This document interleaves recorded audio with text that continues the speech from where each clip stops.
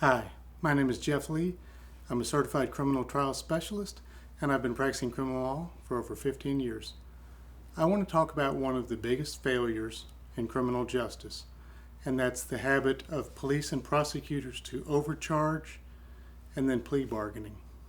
Now, certainly I'm not the first person to criticize these practices, but I want to tell you about it from the perspective of a defendant and the way that these practices take away that defendant's right to make smart decisions about pleading or going to trial. Imagine that you're in custody, you can't make bond, and maybe you got into a fight with another person, you slapped him in the face, which would be an assault. At some point, maybe there was some tussling going on, and you pushed another person back into their car and said, "Get out of here," and slapped him in the face. Well, you might not only be charged with misdemeanor assault, which may have a range of 11 months and 29 days, but also kidnapping, which means you could go to prison for up to 6 years. Now, of course, every jurisdiction has different sentences. So you're stuck in jail, your bond is really high because of that kidnapping charge, and you've been in custody for 3 or 4 days. You call your family, they say, "We can't afford to bond you out." An attorney comes to the jail and they say, "I can get you time served on misdemeanor assault." Is that the wrong or the right decision? It's up for you to decide. But a lot of people in that situation would say, this is not fair. It's not just. I want to get out, get back to my job, my home, my family, and then I want to hire an attorney of my own choosing, and I want to go to trial, and I want the hearing to be about whether I slapped somebody or not whether I kidnapped somebody. But as long as that kidnapping charge is way up here, then I'm making a choice because I'm just afraid of getting convicted of a kidnapping. And maybe it's a real long shot that I'd be convicted of kidnapping, but it's a chance I'm not willing to take.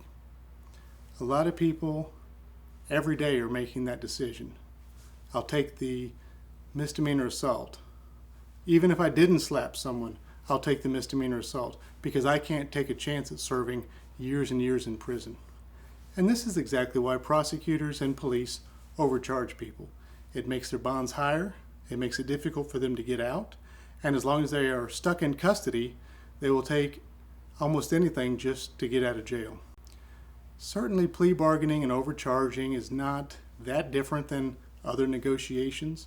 Imagine a man wants to sell a vehicle for $5,000. That's what he's hoping to get out of it. But he lists it as $10,000 and gives himself plenty of room so that if a person says, well, I'll give you $5,000, I'll take it. And that's how plea bargaining works. Police and prosecutors know that if they have this kidnapping charge hanging out there, they may talk with the defense attorney and say, hey, maybe it's a weak case on the kidnapping, but who knows? The right jury will convict on that. You better take that off the table and accept the misdemeanor assault. I represented a man from another country, and he said, "Jeff, in my culture, we have a saying, and that's threaten a man with death, and he'll take sickness." To me, that's exactly what plea bargaining is about. That you'll take sickness, whether you agree with it or not, just so that you don't get death, or you don't get, in this case, a charge that's a really serious felony with years in prison.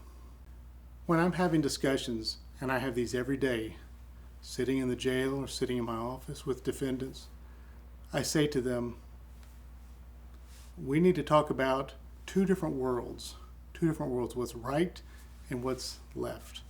And I'm not trying to be cute, but it's just an easy way to remember it. I have my right hand, I have my left hand. What's right? This is the emotional feelings, the processing that has to happen. What's right is I never should have been charged. What's right is they shouldn't have said it was more than a misdemeanor assault. What's right is the police would have listened to my side and the other side. Maybe they would have heard the other person came at me first. That's what's right. And what's not right is that I'm in jail and they're not. What's left is the decision before us. That's what's left for us to decide. What is your comfort level? Are you willing to go to prison for 6 years to not get a misdemeanor assault on your record? And so when I say what's left, What I'm trying to do is I'm trying to pull the emotion out of the decision and help them make a logical decision, even though overcharging and plea bargaining will sort of frazzle a person's mind. And I'm saying to them, these worlds are never going to collide. If you took the misdemeanor assault, it wouldn't come over here and make it right. It wouldn't mean that that's fair. It wouldn't say that that's the appropriate thing to have happened in this case. It's really just that you made a decision between a misdemeanor and a felony. But no one can ever touch this world of what's right, what should have happened, what's just. In that way, a person can kind of get away from the overcharges, the risk, and they can really decide, look, I'll take this versus that, but it's never going to change my feeling that what happened here wasn't fair. I don't believe that plea bargaining, overcharging people, and setting up a context where they can't get out of jail, investigate the case, get a detective, go line up witnesses, get a real feel about how the trial might look. I don't think it's fair that if they can't make bond, they'll just plea to get out. But I have to do it every day because people have to get out